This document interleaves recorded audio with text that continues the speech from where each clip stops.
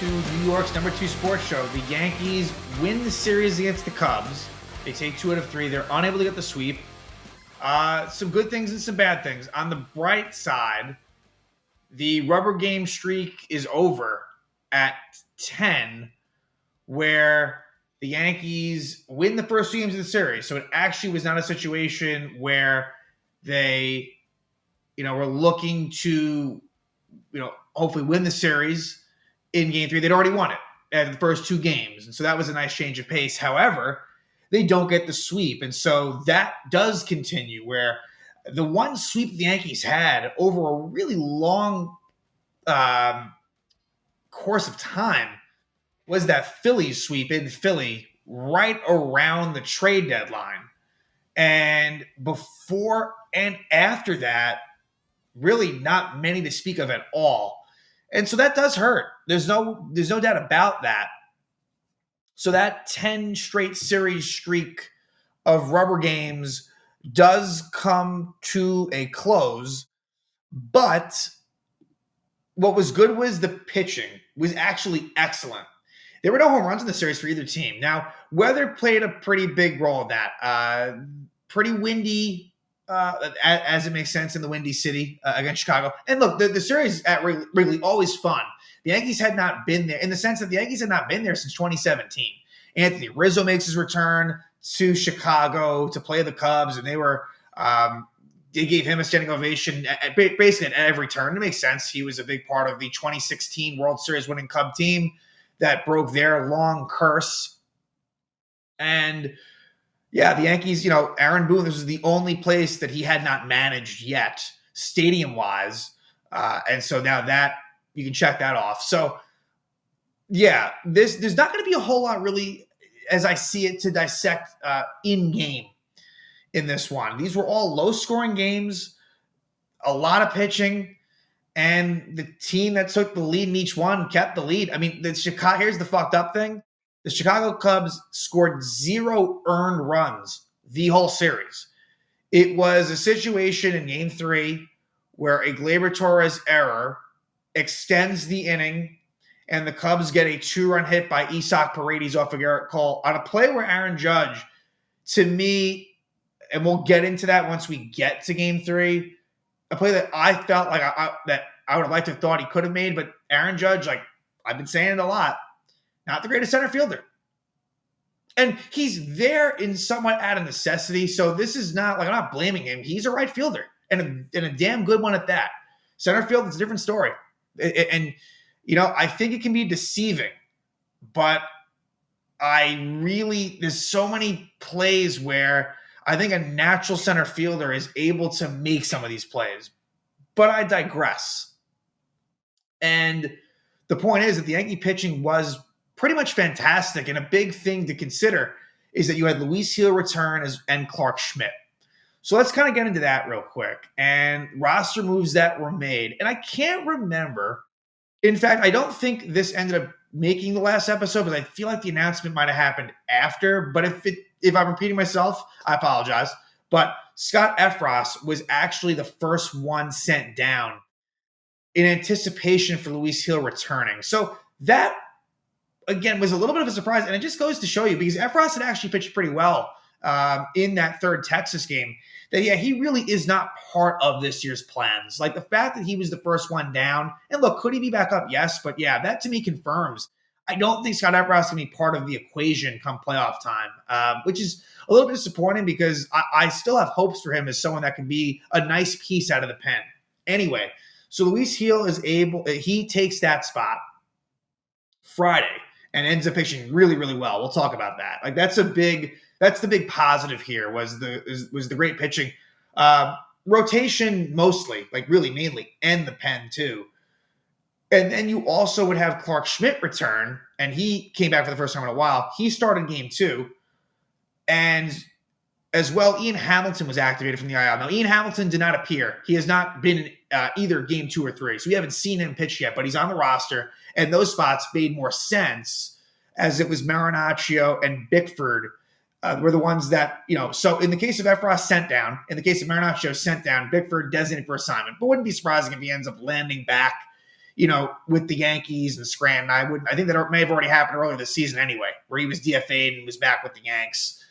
And then also, somewhat of a side note, but also somewhat interesting, was that Nick Birdie was designated for assignment because Clarke Schmidt was on the 60-day IL. That to me was also kind of interesting because he was someone that I think the Yankees were high on, and I thought he was someone that might find his way back into the mix. But clearly that's not the case. And so I don't know, as far as Birdie, you'd think that some team would try to, because there is stuff there. So wouldn't be surprised if Birdie kind of latches on somewhere else. We'll see. Not really a huge deal at this point, but there's that.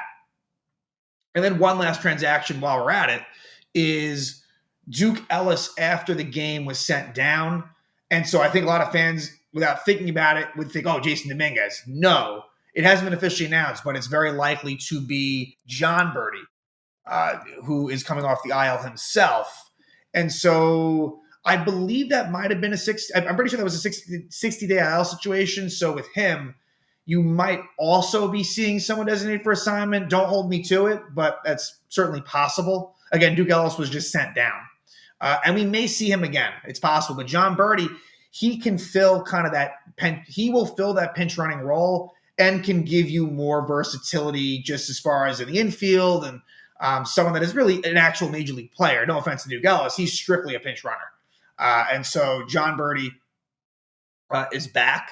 And it'll be interesting to see what role he plays. I wouldn't expect him to start a whole lot, but he'll probably be in there a little bit, right? And so at this point, there's certain players that just are not playing. DJ LeMahieu has no role on this team. Not that I mind it, but again, come playoff time, like you can't justify DJ LeMahieu being on that playoff roster. You just can't do it. I'm sorry. There's no rhyme or reason for it. And so he has no role. Sadly, Oswaldo Cabrera doesn't have one either, which is too bad because I really think that he deserved it, but he doesn't. Trent Grisham has a very bit role, and for whenever Giancarlo Stanton sits, which probably will be pretty soon, he played all three of these Cubs games. I wouldn't be surprised if maybe even as soon as the first game versus the Royals, if they go with the Grisham in center, Judge DH, Stanton out. But again, a pretty bit role for Grisham. The starters are what the starters are, right? Obviously, the catcher situation is what it is. Austin Wells is the starter. Trevino is the backup.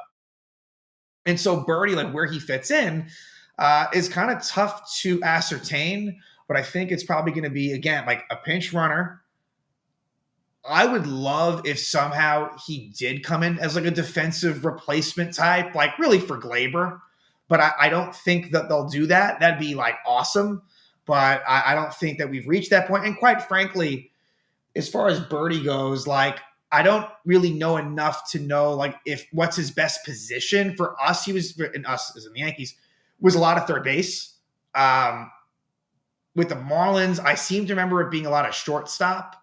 I don't know, but also I assume that he probably played a good amount of second base. We'll see, because I think that they actually do think somewhat highly of Jon Berti, but probably not enough to the point where he's going to be in the starting lineup. Think about it. Versus lefties. Let's say you want to get him in there over DJ as the first option. Who would it be? Who would it be for? Rizzo, I guess? But how does that work? Because, okay, so who are you slotting over to first base? It wouldn't make sense. So again, it's probably just a mainly backup role, but just maybe a little bit more than some of the other guys I mentioned. So anyway, there is sort of your groundskeeping, if you will. So, Yankees, Cubs, and the Yankee pitching was really good. Let's, I guess, kind of skim through that quickly through each game almost, which I don't normally do. Luis Gil, fantastic. Only allows one hit. In fact, the Yankees only gave up one hit all game. It was a double by Cody Bellinger under the glove of Anthony Rizzo. It's too bad. It was a tough play, but I felt like it was somewhat of a makeable play. I mean, look, it would have been a highlight reel sort of thing. But that was the one that the Cubs got. But Gil, when he's on, there isn't much better than him, which is why he's got to be part of that rotation. He has to be. I know the temptation for the bullpen, but Gil needs to be part of that rotation.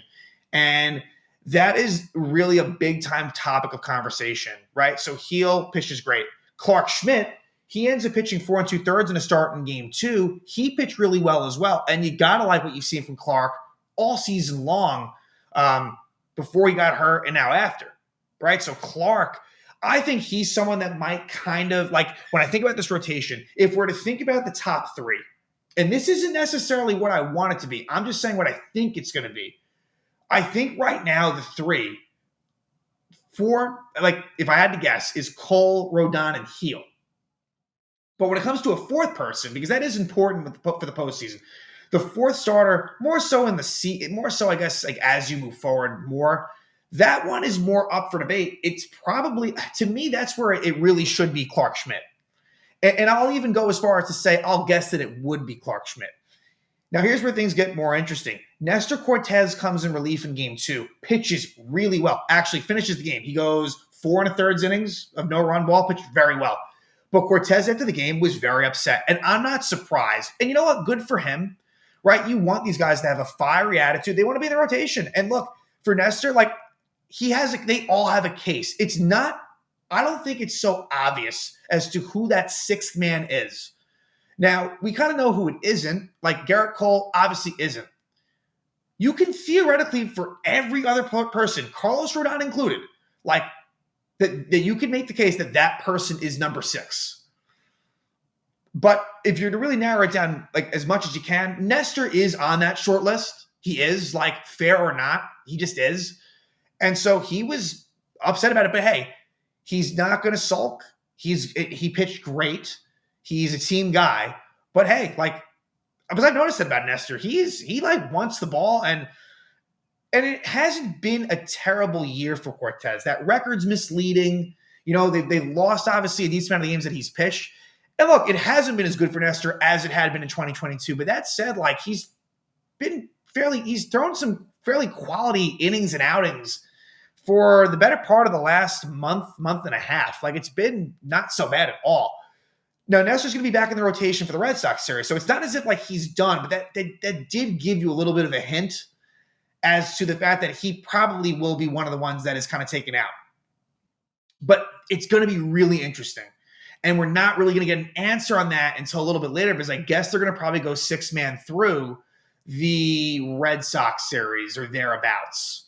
And I guess we may not know until maybe the West Coast trip. And even then, there's a day off. So they're going to try to maneuver it the best they can. But that's going to be a very interesting thing as we head to the postseason. I guess what I want to do, I'll do it at the end of the episode, is get into the stand. I want to remember to get into the standings because it is pretty fascinating. The American League, it's really been a struggle. The Yankees are at the top of the American League by virtue of the other teams struggling. And I'm talking about the Baltimore Orioles, the Cleveland Guardians to a lesser extent. And so right now they are a game up on the loss side of the Cubs. The Orioles in the American League East. And the Yankees had a chance to, as they've had, and so have the Orioles, to extend that lead a little bit. And that's where that game 3 loss is a bit of a stinger. And I think I'd be more upset about it if it weren't for, because now we're at the time of the year where, obviously it's football season and there's, all the pomp and circumstance of week 1 and the New York Giants, which there is another episode that was actually just recorded for the Giants. Really, really poor, embarrassing, ugly 28-6 loss to the Vikings. So a lot of the thoughts go there. And please like and subscribe. It's a great, great help to the channel and very much appreciated. So the Yankees, not that they take a back seat, because quite honestly, like, the Yankee games are, for my money, more important than the Giants, in the sense that the Giants are just a bad football team. The Yankees, even though I think the Yankees have a lot of flaws, a lot of holes, I'm not super confident that this team's just going to go all the way. That said, though, they're right in the thick of the playoff race, and not only the divisional race, but just for all of the American League. So I want to get into that at the end of the episode. So the lineup, like, not much to discuss there. Like, I think it actually might have been the same exact lineup for all 3 games. And here's where I want to get into Alex Verdugo, Jason Dominguez talk before game 1. And what's pretty cool with these Cubs games, these weekend series, is you get the Friday matinee game, which is a Chicago Cubs tradition. And so that was cool to have that. It's a rare thing. But anyway, before that game, Brian Cashman talks to the media and he defends, the Alex Verdugo staying with the team. And it was another, Verdugo, he's finding ways to kind of, he's getting some singles here and there. He's getting some walks here and there. So the stats, like, from a batting average standpoint, don't look so bad. But he almost was. I mean, again, he was almost doubled off of first base. I mean, it was in the second game, which was crazy. But Cashman is going to defend Verdugo, and it's just Dominguez gives you a better chance to win. There's no doubt about that. So I still hope, and I'm not saying this is going to happen, I still hope that they come to their senses and Jason Dominguez ultimately gets that chance over Verdugo. But time is ticking, right? You have 3 more weeks of the regular season. And Alex Verdugo, to me, has not shown you any reason to think that he is going to perform in any type of way that's meaningful. This is someone that's become a pure singles hitter, grounds out to the right side of the infield all the time, doesn't hit the ball particularly hard. It's hit a point where the sample size is so high. I doubt that Verdugo is really going to turn things around. And so as long as Dominguez stays down there, it's just a total shame. And I really hope that the Yankees come to their senses and make this call before it's too late, because that could be a difference maker. I mean, Dominguez, it's worth the shot. And Alex Verdugo is a free agent at the end of the year. He's not coming back. He is not coming back. So it's like, I'm sorry, like, it just doesn't make a whole lot of sense. And I think really to anyone, it doesn't make a lot of sense. This has nothing to do with contract manipulation and any of that. It's not, you don't have to go deep into the weeds. This is a simple matter of they do not want to give up on Alex Verdugo. It's that simple. So anyway, let's go through some of the hitters. Gleyber Torres, like offensively, I like what I'm seeing. I do. The numbers are probably not eye-popping, but like he's getting up there. Like there is a definite world where he may, and it's not like, obviously it's not great, but it's better than what it was. He could certainly get to that 700 OPS spot and at least eventually work his way to like league average OPS. So again, offensively, Gleyber doing a nice job in the leadoff spot. He's not really going to hit for a bunch of power, but drawing some walks, like I said, like the quality of the bats have been pretty good for him. But defensively, like that to me is still a major, major problem. It just is. And I really wish that for him, that they would have the courage to sit him out, to take him out for defensive purposes late in games. And it seems like they don't want to do that. Juan Soto and Aaron Judge, I'm going to group them together. Look, for both of them, Judge, I guess more so, Judge has now gone 12 straight games at a home run. So we can kiss the idea of him breaking his record goodbye. And again, I shot myself in the foot on that one. I really, really thought, I was confident. After that Colorado series, I'm thinking, yeah, he's going to do it. He is going to do it. And now you see, he can be a bit streaky. And what I mean by that is, look, like in April, that happened. And then he was just like the best thing you've ever seen. And now he is off, right? It's not just hunting home runs. He's not really getting on base as much. It's just different. And look, he is going to turn it around. I have no doubt about that. But yeah, with Soto and Judge, I'll group them together. They've been on a bit of a cold stretch, and that definitely hurts the lineup. Austin Wells, I continue to like what I see from Austin Wells, and even if the numbers, but really, let's be honest, really no one's numbers in this series are going to come out great offensively. It was just one of those series. But Austin Wells, you feel if there's someone that you want up in a big spot, right, where you need a runner on third less than 2 outs, Wells is one of those guys you want up there.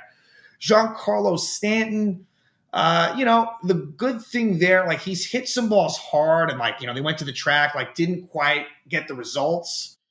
But also that said, Stanton, didn't really do a whole lot. Jazz Chisholm Jr., I just like what he does on the bases and with the stolen bases and stuff like that. So for Chisholm, again, this is more like a vibes check in some ways. And I don't want to go so much stats, but with Jazz, like things still feel good. Rizzo, he's doing enough to get by. The eye test for me is a bit lacking. Like the pop doesn't feel there. And that's big for Rizzo. Like he was someone that could hit home runs. And so he's been getting hits, but more of the opposite field, like not of the power variety. And so for him, look, it's a step up. Like he's been fine at first base defensively. So that is what that is. Anthony Volpe, not a great series for him. It's tough. I don't like him in big spots. When I think about him, he struck out to end the third game in the 9th inning with a runner on second. Like he is one of the guys. It's funny, Volpe and Verdugo at 8 and 9, they are two of the players that I really do not want up. So it's not just a matter of them being like two of the worst hitters in the lineup, but also in the big situations, I don't want them up really either. So here we go. Yankees get on the board. And again, we're going to go through this. There's not a lot of offense to speak of. The third inning is where it all happens. Glaber walk, Soto single, Judge RBI double. So actually the story starts out pretty well for Aaron Judge. And you know what? I would say this. If you ended up going through all the stats, Judge's might have actually probably ended up being one of the better ones among everyone.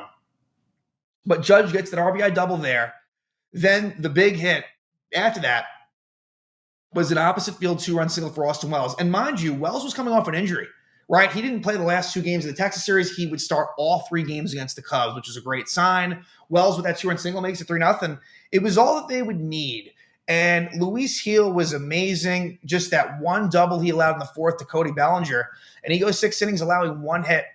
And he has done that 4 times. I think that was the stat. At least 6 innings of 1 hit or less. The only pitcher that's done more than that is Dylan Cease of the Padres. So Gil wins, improves to 13-6. ERA is down to 3.24. Where things get really interesting is in the post-Clay Holmes world, we finally found out a little something.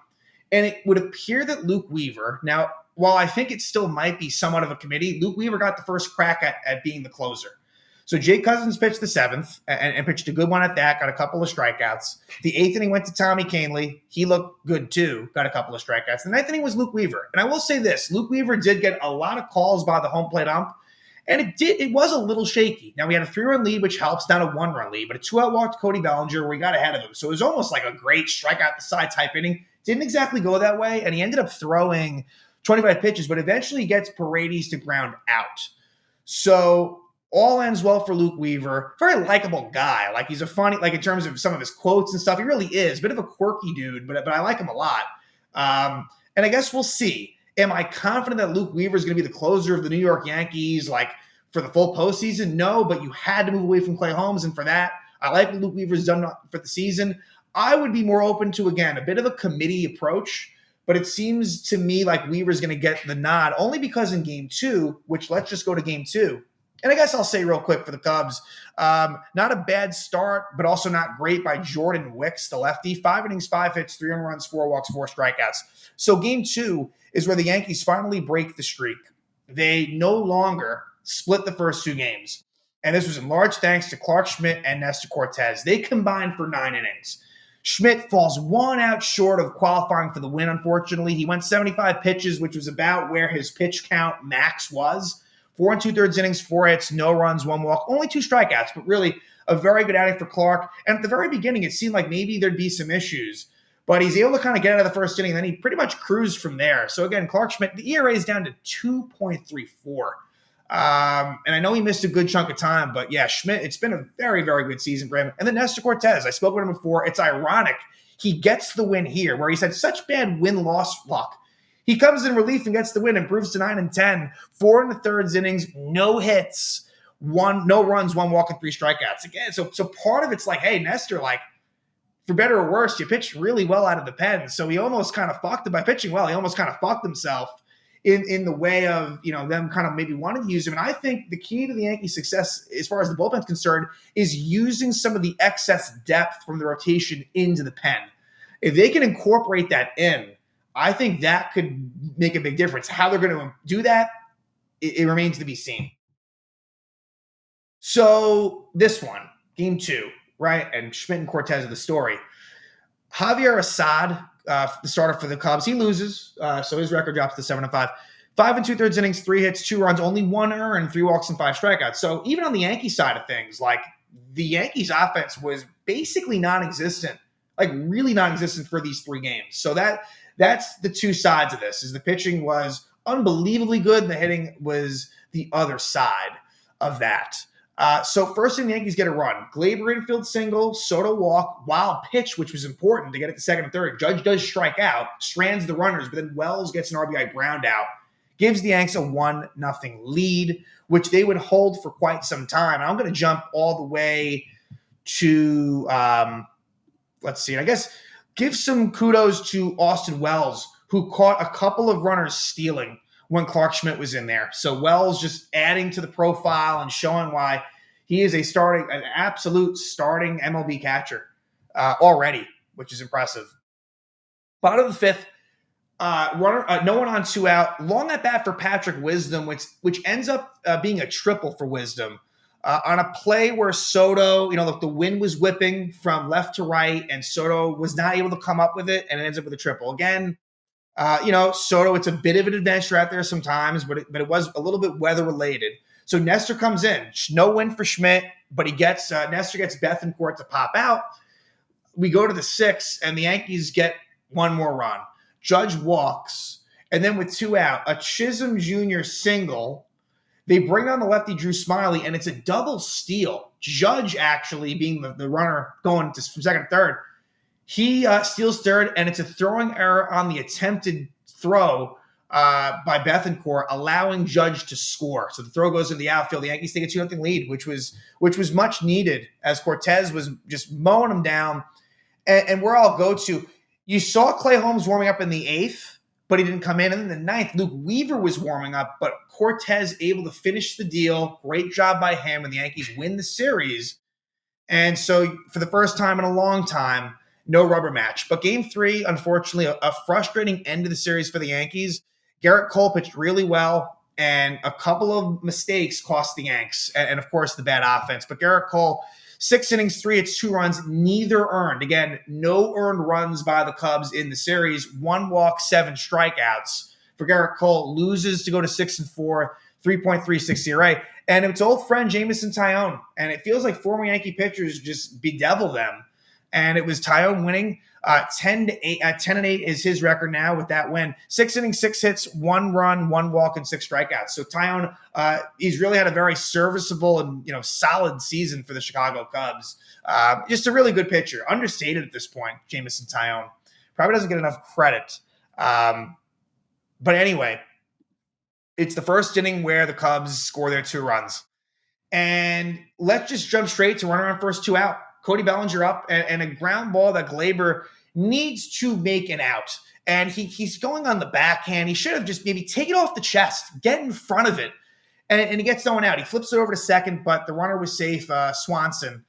And then former Yankee Mike Tauchman puts together a nice at-bat, and Gerrit Cole almost and really could have, but it was, honestly, it was close to being a strike, and Cole probably gets that call, but a 10-pitch at-bat, Mike Tauchman walks, and then it's bases loaded, 2 out for Isaac Paredes, and he kind of dunks in a 2-run single where Aaron Judge is playing way back in center, doesn't get a great jump on it, though. It's one thing to play back, but if he can get that good read, he can come in and make the play. He kind of stays there long enough for Paredes to get a 2-run single, and that was all the Cubs would need. Very frustrating for Cole and the bunch. You get a double by Jazz Chisholm Jr. in the second with 1 out. Then Rizzo singles, first and third, leading to an Anthony Volpe sac fly. Actually, a nice play by Ian Happ in left field. And Ian Happ made a bunch of good defensive plays, specifically in this game. So that cut it to 2-1. And that was all she wrote for the rest of the game. If you want to talk about some situations of possibilities, I mean, in the, third inning, you had 2 on, 1 out, and Wells pops out, and Stanton pops out. In the fifth, leadoff single Verdugo, but then Torres ground out, Soto strikeout, Judge ground out. In the sixth, a 1-out double by Stanton, really a misplay by Pete Crow Armstrong. And then Chisholm Jr. strikes out, and then a balk moves Stanton over to third, and Rizzo grounds out. Then in the seventh, Nate Pearson comes on for Taillon, 1-2-3 for Pearson. Jake Cousins replaces Cole, scoreless inning for Cousins. Eighth inning, 1-2-3 for Pearson. Then in the bottom of the eighth, Clay Holmes in his first post-closer situation, 1-2-3 inning for Clay Holmes. Like I said, I think in these situations, he actually might be quite effective. So I'm really a proponent of these changes. 1-2-3 inning for Clay Holmes. Then Porter Hodge, who's been really good for the Cubs. He's their closer now. Ninth inning, you do get a 2-out walk by Anthony Rizzo. Duke Ellis pinch runs for Rizzo, steals second, but then Anthony Volpe strikes out. And so for Volpe, he strikes out 3 times in this game. Nothing's going to happen, but that's where you wish that Oswaldo Cabrera would be up instead of Volpe. You'd have a better chance. You just would, but they're very loyal to Volpe. And so the Yankees lose the game. They win the series. Now their record is 82-61. And let's take a look at the American League standings. As far as the whole Major League is concerned, the Dodgers and the Phillies are ahead of the Yankees by a decent margin at this point. In fact, The Yankees are 4 back on the loss of the Dodgers, 3 back on the loss of the Phillies. Not a big deal at all, but just wanted to say that. And the Yankees are tied for third in the major leagues with the Milwaukee Brewers, which is crazy. Like, again, the Yankees have really been mediocre at best for months.